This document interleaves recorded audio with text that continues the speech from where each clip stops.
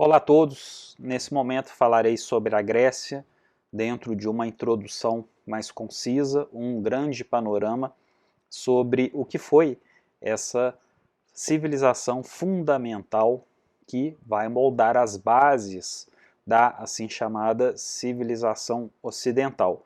Nesse panorama eu vou apresentar algumas características da formação da Grécia, alguns temas relacionados à arte, à arquitetura e à cultura em geral, lembrando que em outros vídeos, com mais complexidade, eu vou apresentar as ordens clássicas, os edifícios principais, as grandes obras de arte, enfim, os conceitos fundamentais. Então vamos lá.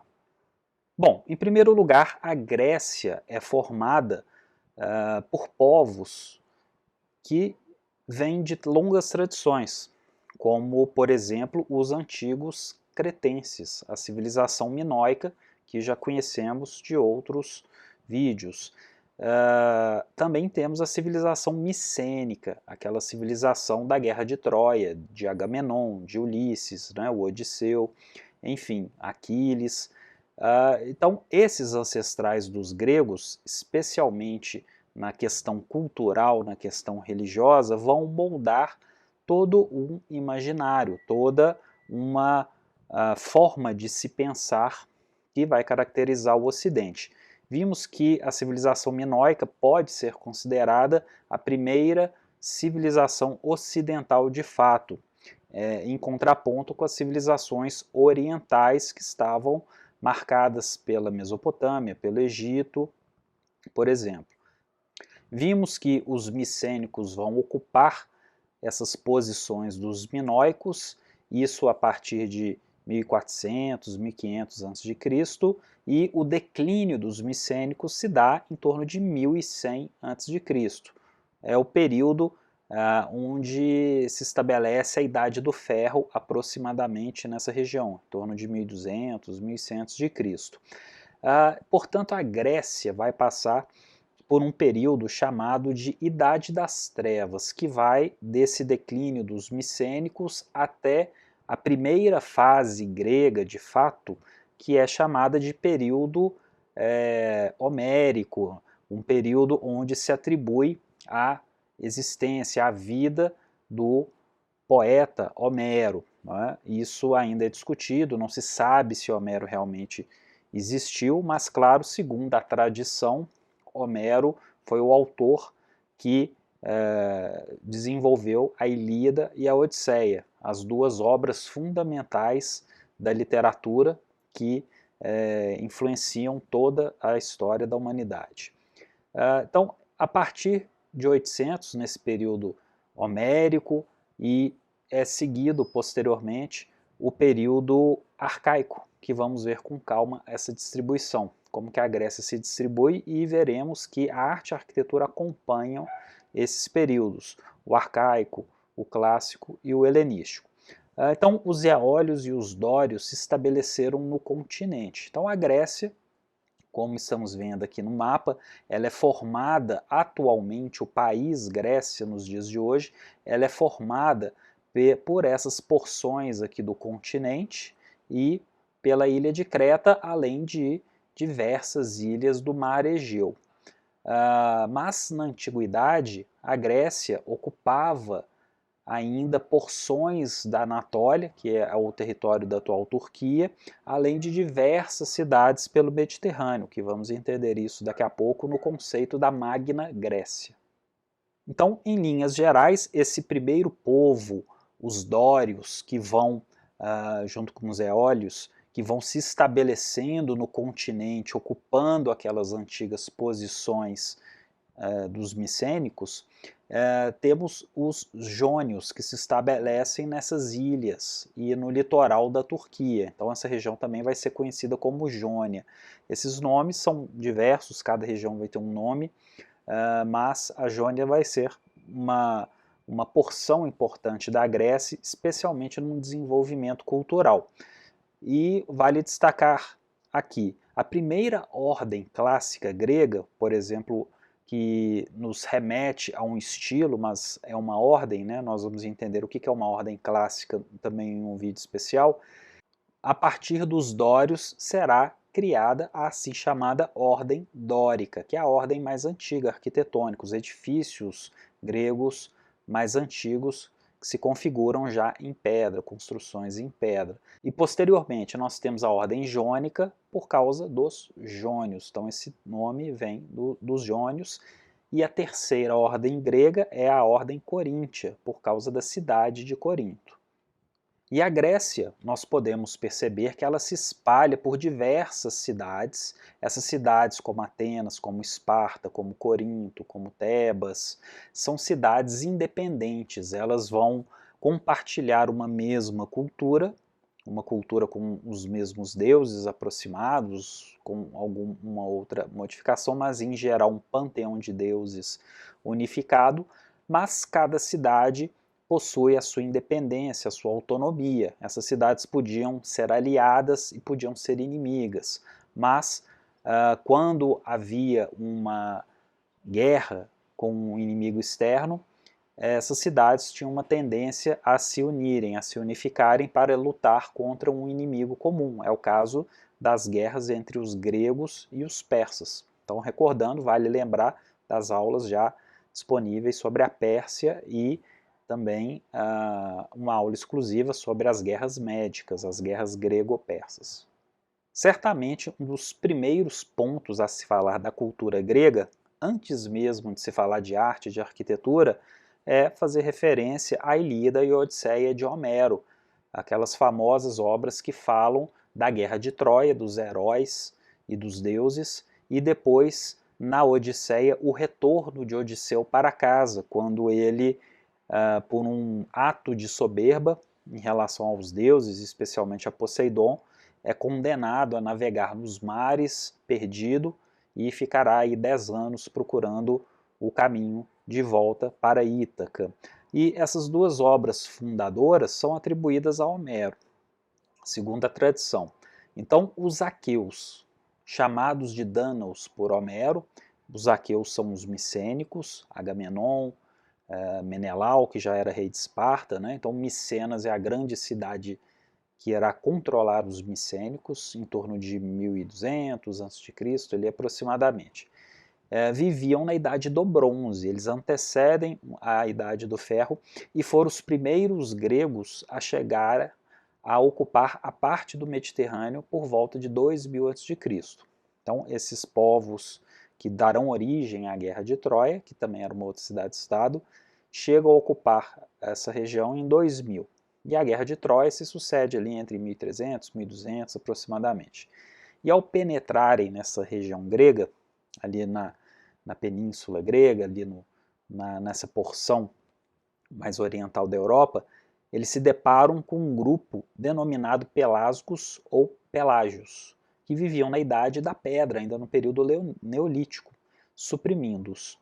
Fundaram importantes cidades como Micenas, Tirinto e Argos, conhecidas como civilização micênica. Essas cidades também aparecem na mitologia grega. Então, os gregos herdam não só aquelas tradições das cidades de Creta, dos contos, dos mitos que faziam parte dessa cultura religiosa grega, mas também de Micenas.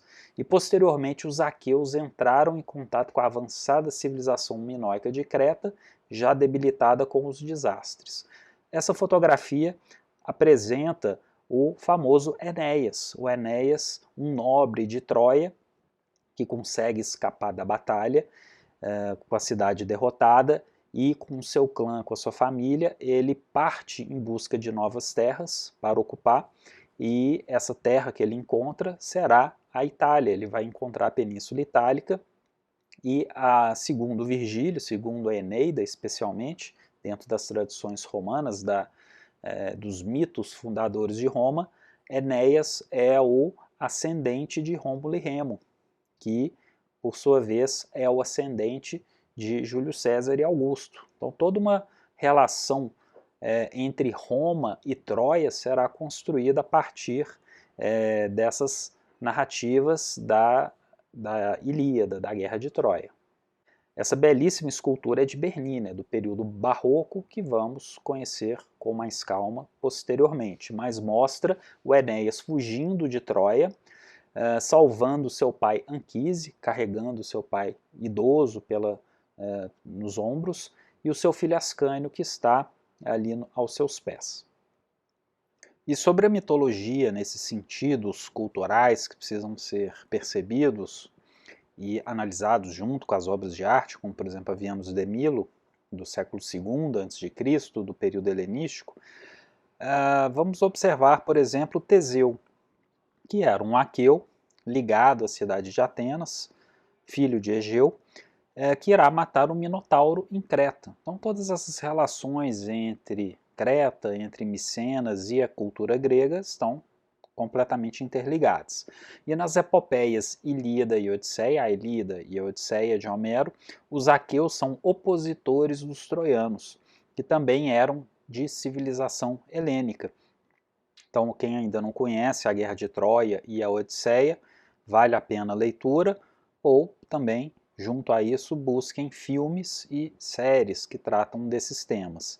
Enéas, o herói troiano, conforme eu mostrei anteriormente, genro do rei Príamo de Troia, filho de Anquises com a deusa Vênus, fugiu para a Península Itálica, levando seu pai e seu filho Ascânio, ainda pequeno, e um grupo de cidadãos troianos. Então daí tem toda uma conexão, conforme eu disse, com a cultura romana, com os mitos de origem dos romanos.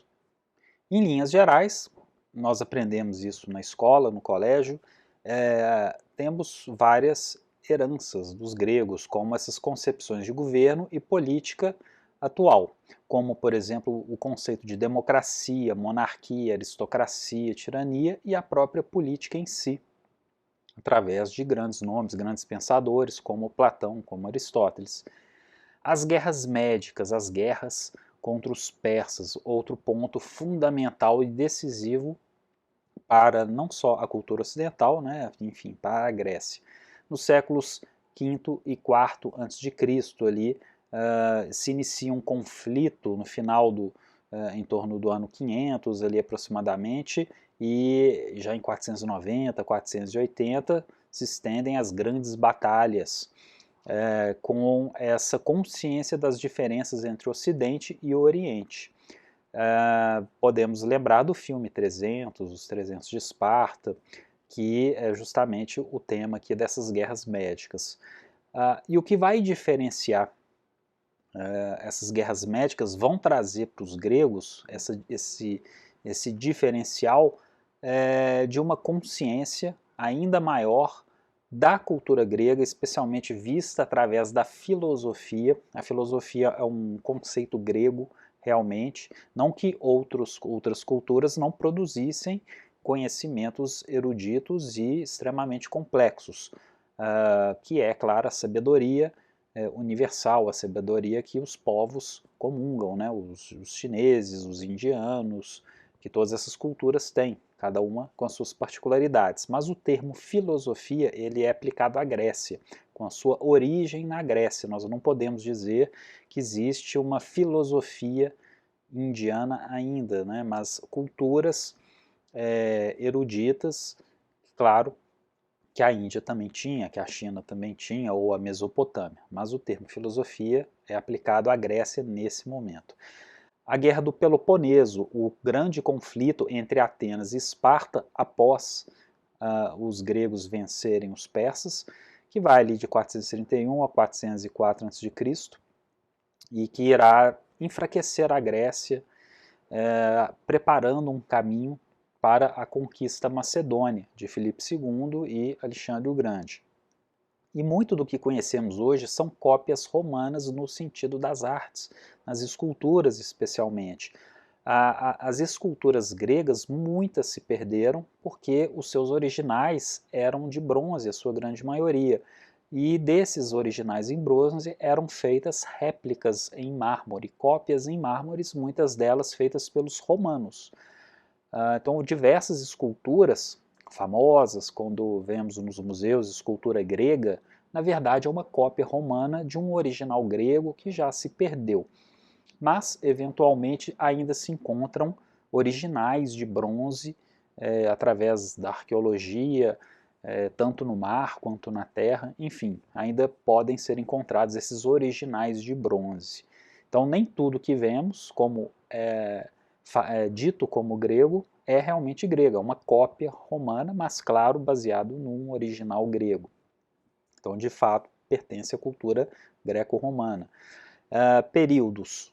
3 períodos que vamos estudar: o arcaico, o clássico e o helenístico. Esses períodos são importantes entender e conhecer com mais profundidade, porque eles definem a cara da arte e da arquitetura grega. Eles possuem diferenças e semelhanças entre a arte e a arquitetura.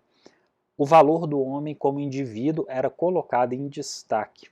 Então, a questão de uma sociedade onde temos um rei que se iguala a um deus, ou o próprio rei é um deus, como no Egito, a figura do faraó, ou em algumas culturas orientais, isso não ocorria na Grécia, não havia a divinização dos governantes, nesse sentido da oligarquia, da democracia, da tirania. Então a Grécia era estranho, a Grécia, esse culto a um governante. Isso irá acontecer mais no período final da Grécia, no período helenístico, onde aí sim, por influências do Oriente, algumas cidades gregas irão levar um pouco essa percepção dos seus governantes como uma figura divina. A questão da religião grega, daquilo que nós chamamos hoje de mitologia grega, são vários aspectos, portanto é muito complexo, vale a pena a leitura de Mircea Eliade, História das Crenças e das Religiões. O conceito religioso grego é diferente do conceito religioso que temos hoje no Ocidente, que é majoritariamente baseado numa cultura judaico-cristã. De forma que a cultura judaica cristã, ela vem de uma revelação divina, ou seja, Deus se revela ao homem através de alguns escolhidos, através do povo eleito, os judeus, e depois isso, Deus, para os cristãos, se faz homem na figura de Jesus. No início, não havia nada, Deus cria tudo, só havia Deus. Deus cria tudo, cria a matéria, depois vai criar os animais, vai criar um homem, enquanto que nos mitos em geral das culturas chamadas pagãs, né, no Egito, na Mesopotâmia, na Grécia, existem mitos de criação, ou seja, o mundo já existia, depois ele foi sendo organizado, depois vieram os deuses, havia um deus também supremo, mas já distante, já desconhecido, enfim. É bem diferente do conceito judaico, que vai influenciar, claro, toda a civilização ocidental. Então, portanto, a religião grega, ou o conjunto de religiões, de mitos e de crenças que os gregos praticavam, é também muito importante porque ela se manifesta claramente na arte e na arquitetura. Observar um templo grego, um edifício grego, é importante observar que existem relevos, obras de arte que fazem referência à mitologia. Então, certamente, ter conhecimentos básicos, intermediários e, claro, avançados sobre a mitologia grega é fundamental, vale a pena estudar isso à parte sempre que puder. Esse mapa nos dá a ideia do que era a Grécia realmente, a Grécia Antiga, assim chamada Magna Grécia, ou seja, a Grande Grécia. Então, a Grécia não era composta apenas pelas cidades-estados do atual território grego, como conhecemos hoje, mas sim por diversas cidades que se espalhavam pelo Mediterrâneo, com colônias no Oriente Médio, no Egito, por todo o norte da África, por toda a costa europeia. O sul da Itália era majoritariamente grego. Cidades como Marsella, no sul da França, foram fundamentais para o comércio grego nessa região. Uma cidade importante foi um ponto de contato entre os gregos e os povos celtas. Enfim, isso tudo compõe a Magna Grécia, um povo que fazia comércio pelo Mediterrâneo, ao lado de outros povos, como os fenícios, como os egípcios, então sendo impossível não entender a Grécia através do mar, através dessas navegações dentro do Mediterrâneo. Então, reforçando, a mitologia grega é fundamental, os motivos e a iconografia grega, os elementos históricos e os elementos míticos. Muitos coincidem, outros não. O panteão dos deuses do Olimpo, o Monte Olimpo existe realmente, aqui é uma fotografia dele, e, claro, toda aquela hierarquia, né, os mitos de criação, os titãs, os deuses que vão assumir as posições depois, temos os heróis gregos, os semideuses, enfim, é uma série de personagens riquíssimos e vastos que vamos entender na cerâmica grega, nos relevos gregos e na arquitetura propriamente. E falando em arquitetura, falando de arte, nós sempre imaginamos aquela Grécia com mármore branco, aqueles templos brancos imaculados, as esculturas brancas de mármore, mas não. As obras de arte gregas, os edifícios gregos eram coloridos, eles tinham cores vivas. Nós podemos ver nessa pintura do Lawrence Alma Tadema, importante pintor da segunda metade do século XIX, Fídias e o friso do Parthenon, né, um óleo sobre tela de 1868. Aqui nós vemos o Fídias, o grande artista, escultor, que vai conceber grandes obras de arte para o Parthenon em Atenas, para Olímpia, os Colossos de Atena, o Colosso de Zeus, que é uma das 7 maravilhas do mundo antigo, e de forma que a pintura nos apresenta essas cores que policromavam essas obras de arte. E a própria escultura grega, mesmo sendo de mármore especialmente, eram pintadas, elas eram policromadas, elas tinham cor de pele, cor de cabelo, as roupas eram pintadas e, claro, pouco disso sobreviveu até os dias de hoje. Essa rica policromia já era característica de outros povos, os egípcios, por exemplo, e a riqueza de cores já era vista em Micenas e em Creta, da mesma forma.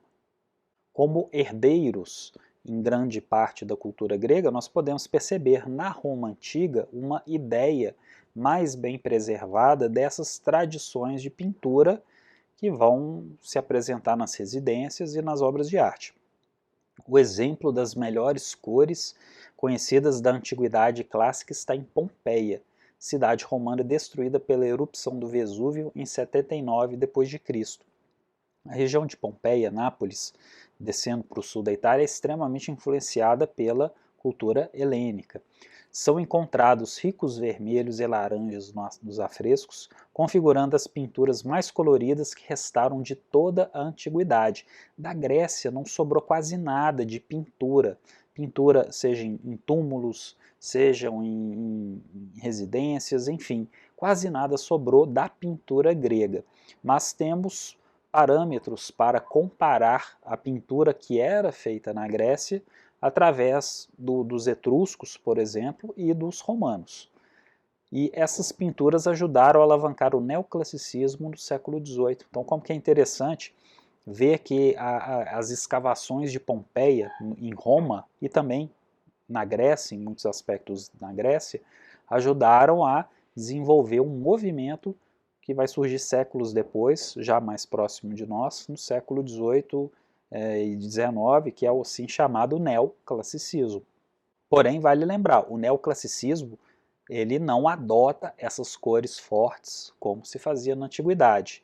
Os edifícios neoclássicos já têm uma tendência a ter uma cor mais austera, mais ligada ao branco, usar os cinzas, as cores naturais das pedras.